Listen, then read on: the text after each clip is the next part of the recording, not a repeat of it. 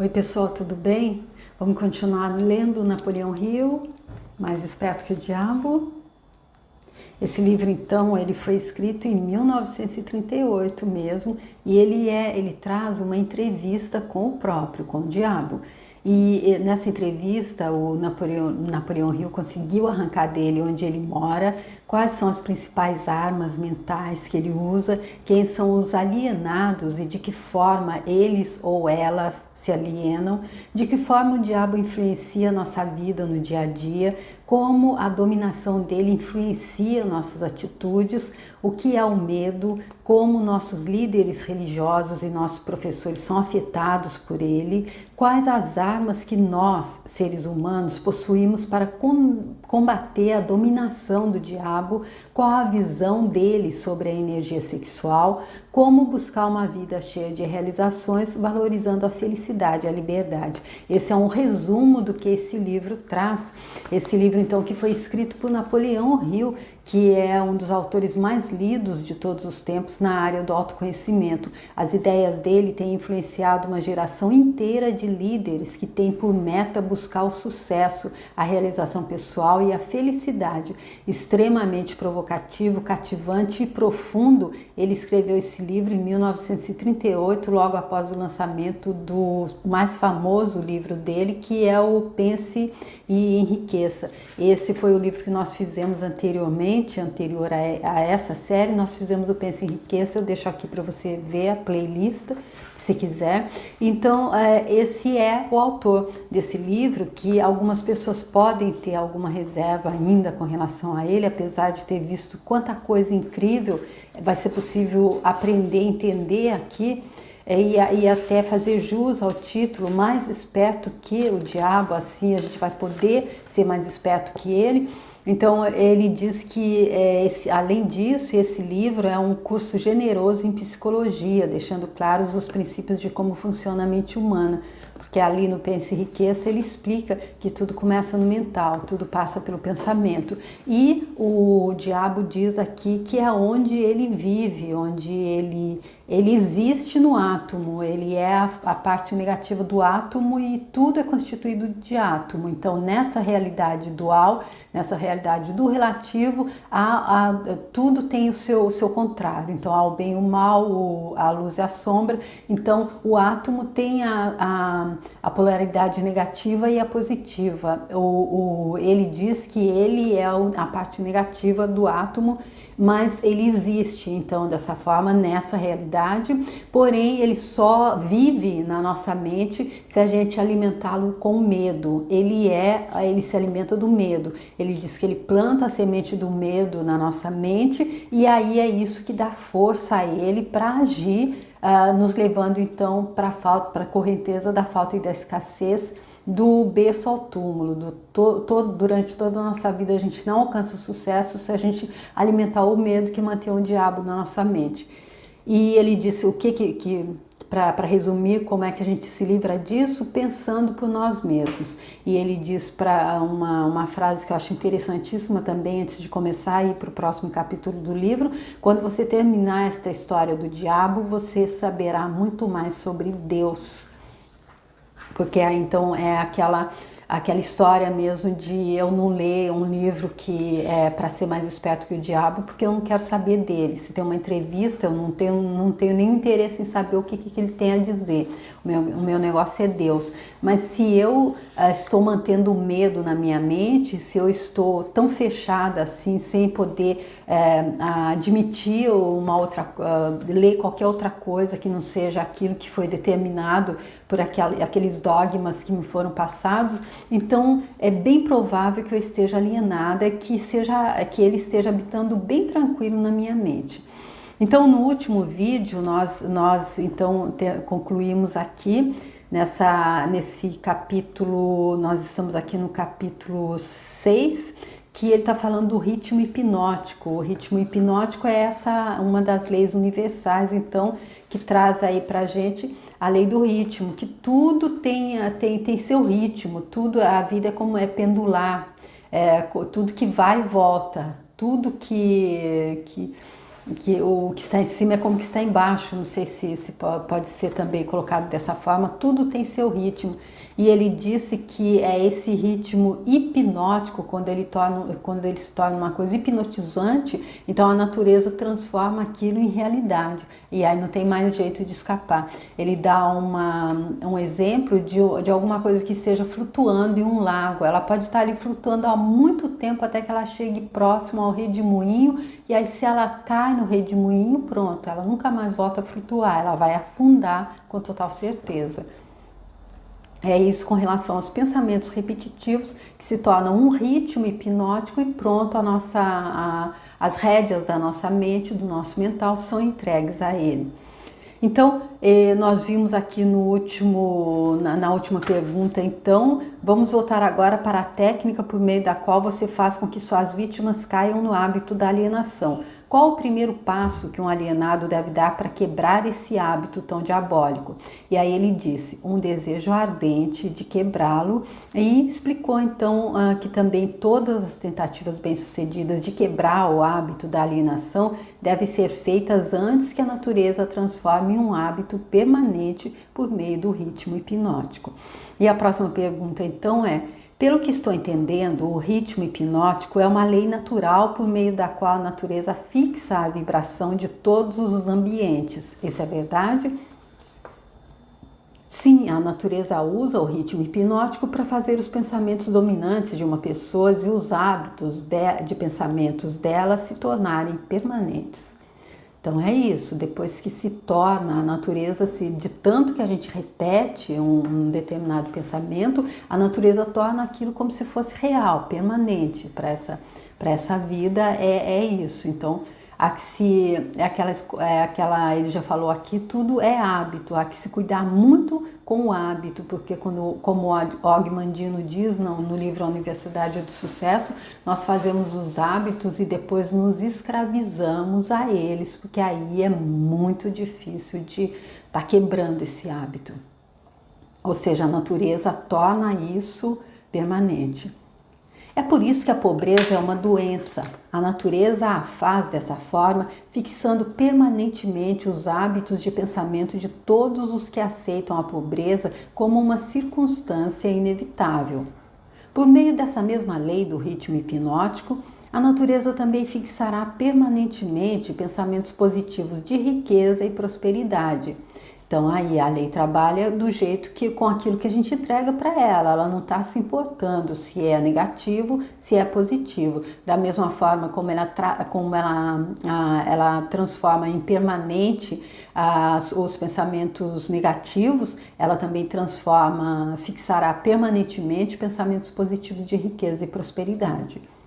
É por isso que a Catherine Ponder, lá no livro dela, As Leis Dinâmicas da Prosperidade, eu fiz também uma série, deixo aqui se você quiser ver, ela diz que há pó de ouro no ar para todos aqueles que decidiram e deliberadamente assumirem e ficarem no comando da mente, sendo o guardião consciente da mente, mantendo o pensamento próspero, mantendo o pensamento, então, ali na positividade, em busca da prosperidade.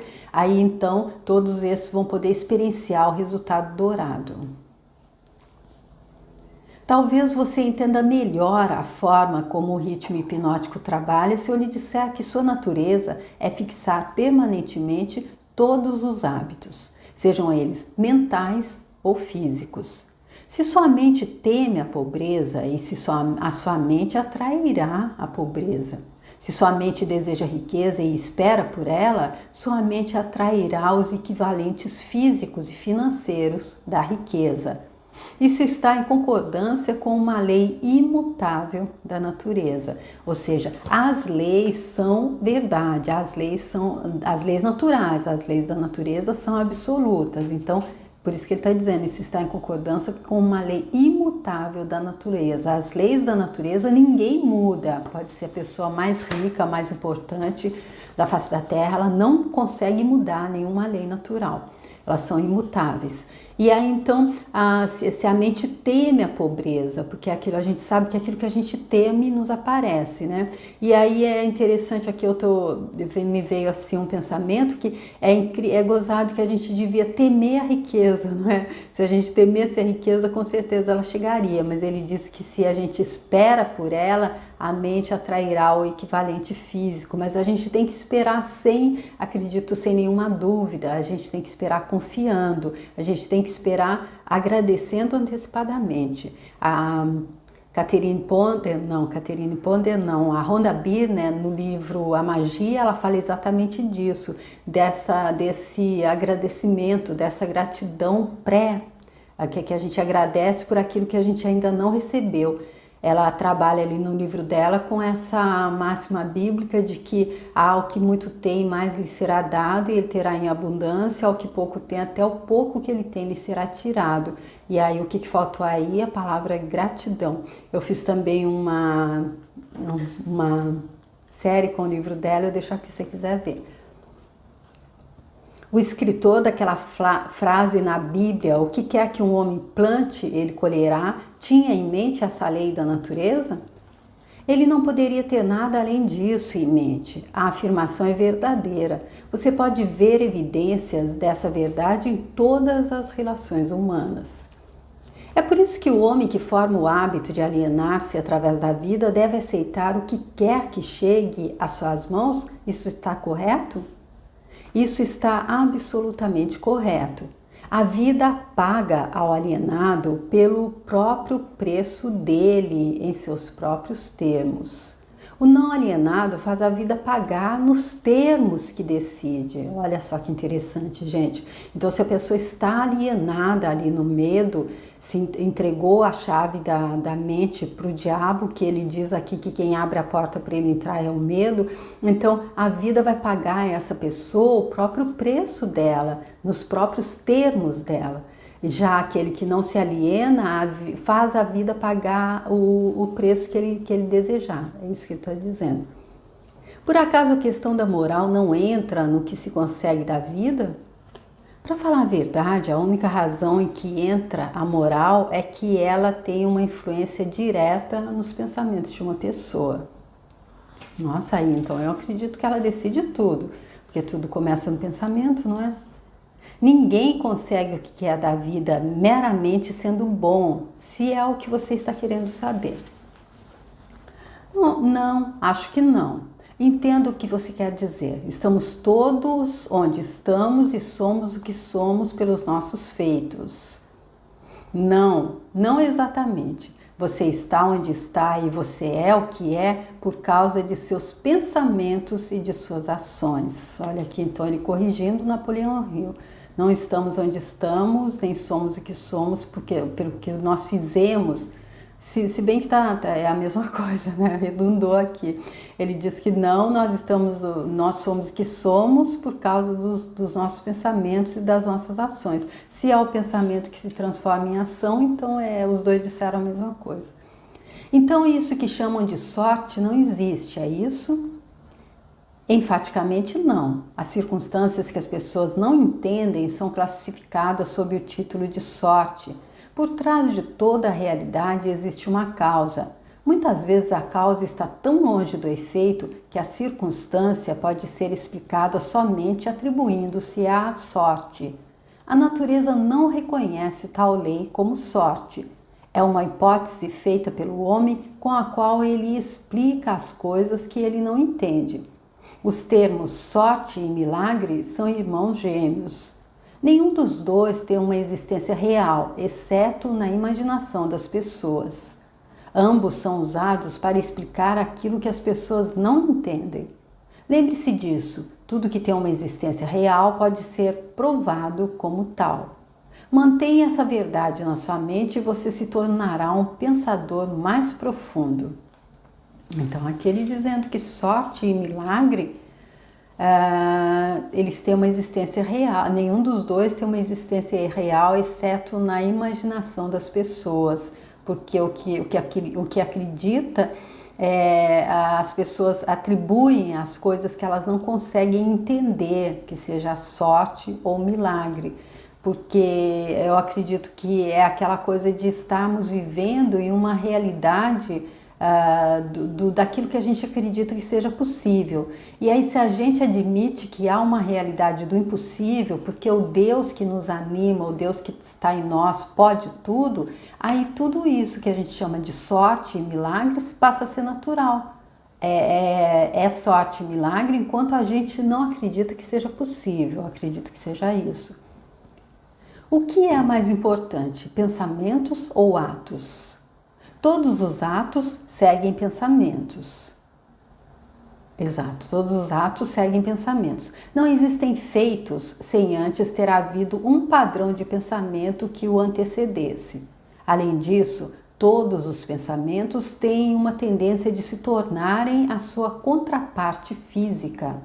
Os pensamentos dominantes, que são aqueles que uma pessoa mistura com as emoções, desejos, esperança, fé, medo, ódio, ganância, entusiasmo, eles não apenas têm a tendência de se tornarem seu equivalente físico, como também estão fadados a se tornarem o equivalente físico.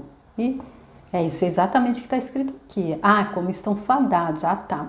Então, eles não apenas têm a tendência a se tornar, como eles estão fadados a se tornarem, eles com certeza se tornarão, porque aqui se fez uma bomba, não é? Olha, além da gente estar com os pensamentos, além o padrão de pensamento, ele antecede a ação. Então, os pensamentos dominantes, aqueles que estão nos dominando, se eles forem ainda ali fomentados, se eles forem animados, se eles forem ali, então, iluminados pela fé, pelo medo, pelo desejo de esperança, pelo ódio, pela ganância ou pelo entusiasmo, eles com certeza se tornarão o equivalente físico. É mais ou menos o que ele disse ali no livro Pensa em Riqueza com relação ao sexo. Ele disse que sexo misturado com a energia do ciúme, ele se torna uma bomba. E aqui é a mesma coisa, eu acredito. Se a gente tem um pensamento dominante, ele está sendo ali fomentado, ele está sendo alimentado pela fé, então nós vamos alcançar aquele desejo maior nosso, aquela coisa positiva que a gente está procurando. Já se a gente estiver com o mesmo pensamento dominante, que seja até para uma coisa positiva, mas a gente esteja alimentando ele com o medo, com o ódio, com a ganância, aí então com certeza ele vai estar se expressando, mas mais nessa vai se tornar o equivalente disso que está animando ele. Isso me leva a lhe pedir que me conte mais sobre a sua pessoa. Onde, além das mentes das pessoas, você se fixa e realiza seus planos? Opero onde quer que haja algo que eu possa controlar e de que possa me apropriar. Já lhe disse que eu sou a porção negativa do elétron da matéria. Então, ele aqui explicando novamente, ele é a porção negativa do átomo. Sou a explosão do raio. Sou a dor na doença e o sofrimento físico. Sou o general que não é visto na guerra. Sou o agente desconhecido da pobreza e da fome. Sou o executor na pena de morte. Sou o inspirador no desejo na carne. Sou o criador da inveja, da ganância e do ciúme. Sou o instigador do medo. Sou o gênio que converte as realizações de homens da ciência em instrumentos de morte. Sou o destruidor da harmonia em todas as formas de relações humanas. Sou a antítese da justiça.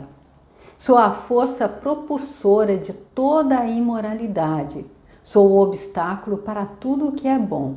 Sou a ansiedade, o suspense, a superstição e a insanidade. Sou o destruidor da esperança e da fé. Sou o inspirador da fofoca destrutiva e do escândalo. Sou o desencorajador do pensamento livre e independente.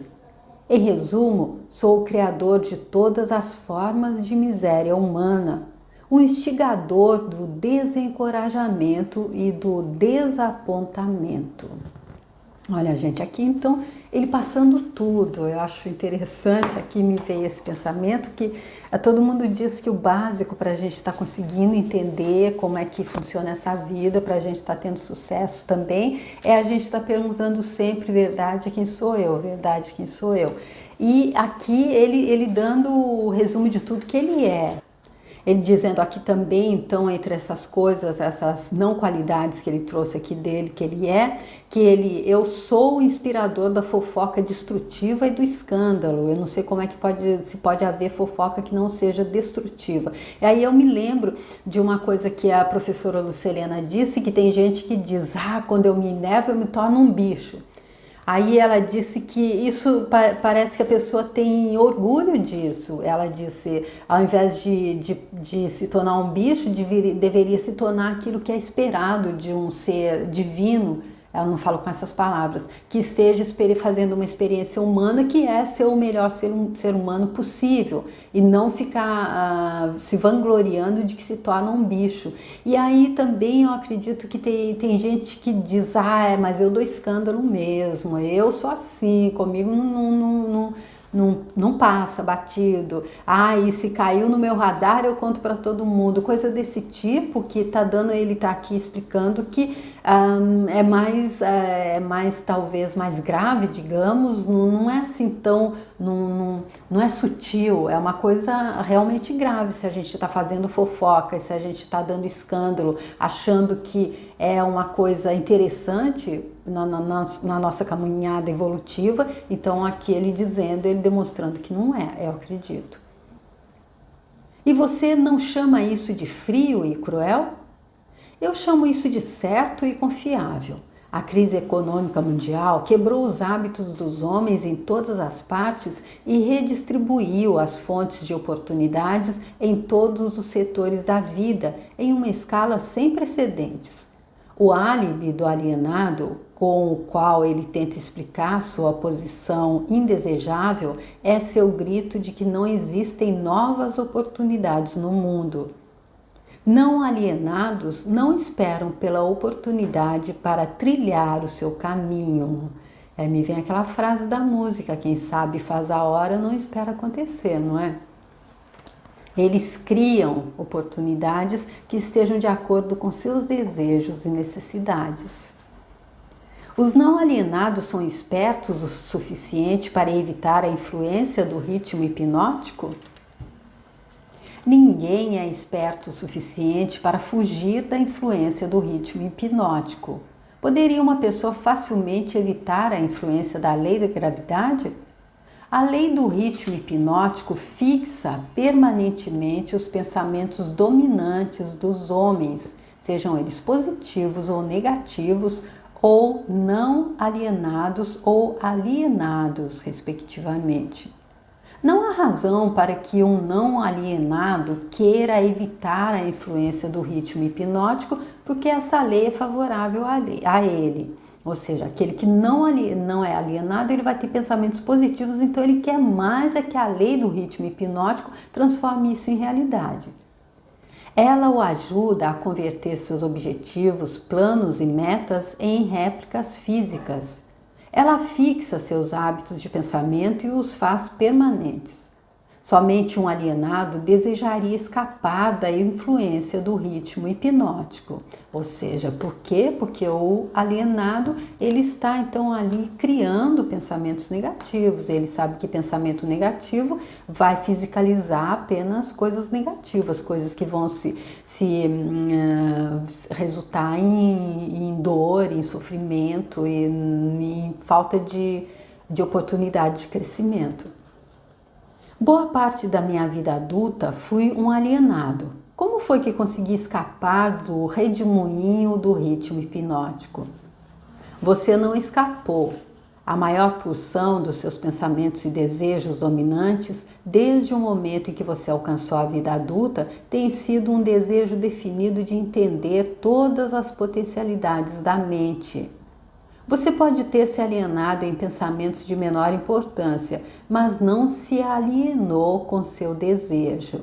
Olha aí, então aquilo que ele já disse antes, a gente pode dar até uns escorregõezinhos, pode não, a gente dá, porque estamos nessa dualidade, estamos vivendo onde há luz e sombra, somos seres divinos infinitos que vieram passar uma temporada, uma vivência temporariamente humana na carne, mas que tomamos chá de esquecimento, então a gente não sabe quem a gente é, de onde a gente veio, então por mais que a gente esteja ali vibrando, tentando manter a vibração no ponto que ela nos faz estar em conexão com o nosso eu, o outro eu, como ele diz aqui, a gente pode dar umas escorregadelas, é normal, há picos e vales nessa vida. Porém, ele disse que, ele explicando aqui porque é que ele não se alienou, ele está perguntando porque como é que ele conseguiu escapar do redemoinho do ritmo hipnótico, porque ele pode ter se alienado em pensamentos de menor importância, mas não se alienou com o desejo. Ele sabia, no fundo dele, ele tinha aquele desejo que, como ele diz ali no livro Pense e Riqueza, há que se tornar uma obsessão, há que ser o desejo. É esse o principal ponto que ele mostra como sendo o caminho para se chegar ao sucesso, para alcançar o sucesso. Devido ao fato de não ter se alienado, você agora está gravando um documento que lhe dará exatamente o que seus pensamentos dominantes desejam da vida. Por que a sua oposição não usa o ritmo hipnótico para fazer com que pensamentos positivos e causas nobres tornem-se permanentes? Por que a sua oposição permite que você use essa força estupenda como um meio de enredar as pessoas em uma rede diabólica gerada pelos seus próprios pensamentos e ações? Por que a sua oposição não vence você blindando as pessoas com pensamentos que construam e as elevem acima da sua influência? E eu acredito que ele vai dizer que é porque nós temos nosso livre-arbítrio, né? A lei do ritmo hipnótico está disponível para todos que queiram fazer uso dela. Faço uso dela de forma mais efetiva do que a minha oposição, porque ofereço às pessoas subornos mais atrativos, a fim de que elas pensem os meus tipos de pensamentos e realizem meus tipos de ação. Em outras palavras, você controla as pessoas fazendo com que pensamentos negativos e ações destrutivas sejam prazerosos para elas? Isso está correto? Esta é a lei, exatamente. Nossa, gente, como isso é certo. Às vezes parece que a gente sente ali um prazerzinho em estar sofrendo, né? Um prazerzinho em... Não sei se foi o professor Hélio Couto que disse alguma coisa parecida, mas não sei, não atribuo a ele, eu não lembro quem foi que diz que aquela coisa, não, mas uma pessoa, não uma pessoa que trabalha com uma técnica terapêutica que faz liberação emocional e disse que a pessoa disse a ela, mas você pode tirar tudo, só não tira esse ódio que está no meu coração, porque é aquilo que estava animando ela, é aquilo que estava fazendo ela continuar vivendo. Então, por mais estranho que possa parecer, a gente eu acredito que a gente realmente se habitua a pensamentos negativos, a sentimentos negativos, aquilo que acaba ficando tão impregnado nas nossas entranhas que a gente não quer nem mais deixar ir embora, mesmo sabendo que não é bom, que não é interessante para a nossa evolução, para a nossa reforma íntima, né? Acredito que seja mais ou menos isso que ele está falando aqui, quando ele explica então que você controla as pessoas com pensamentos negativos e ações destrutivas, fazendo com que seja prazeroso para elas. Então ele faz com que essas ações e esses pensamentos destrutivos sejam prazerosos. A pessoa fica então um pouco ali viciada naquela coisa de odiar, de sentir raiva, de desejar o mal para o outro. Deve ser mais ou menos isso, né? E aí, então, desse jeito, ele consegue que a pessoa, então, fique ali nesse ritmo hipnótico, a natureza vem e transforma aquilo em realidade, aí ela não tem mais como escapar dele, pelo menos eu acredito nessa oportunidade, nessa vida. E aí, então, se conclui dessa forma o 6º capítulo, e o próximo, o 7º, é Sementes do Medo. Ele vai falar do medo, vai continuar falando do medo, que ele diz que é a ferramenta de um diabo idealizado pelo homem. A fé inabalável em si mesmo é tanto a arma que derrota esse diabo, quanto a ferramenta que o homem utiliza para construir uma vida de sucesso. Ou seja, a fé é aquela que combate e a mesma que constrói. E é mais do que isso, é uma conexão direta com as forças irresistíveis do universo que apoiam um homem que não acredita em fracassos e derrotas, senão como experiências meramente temporárias, pois que esse ser humano de quem ele está falando está aqui vivenciando uma experiência meramente temporária. Aqui tudo passa, aqui tudo é relativo. Por isso que aqui o diabo existe, pois ali no absoluto, ali onde tudo é luz, ali onde tudo é o bem, ali onde tudo é bonito, tudo é fácil, tudo é certo, ali só há Deus, é o absoluto, onde estamos todos. Nós contemos e somos contidos em Deus. É Deus sonhando a nossa existência, estamos em Deus e não há nada além disso no absoluto. Então é só por isso que aqui nessa realidade a gente pode então é necessário a gente estar entendendo como é que a gente pode fazer para ser mais esperto que o diabo, porque aqui ele tem espaço, ele ganha espaço na nossa mente quando a gente se aliena e quando a gente deixa o medo tomar o controle. Então, eu espero que vocês estejam gostando dessa leitura, que vocês estejam apreciando esse trabalho do Napoleão Hill e que a gente possa se encontrar então para dar continuidade com o 7º capítulo no próximo vídeo, tá? Muito obrigada, tchau!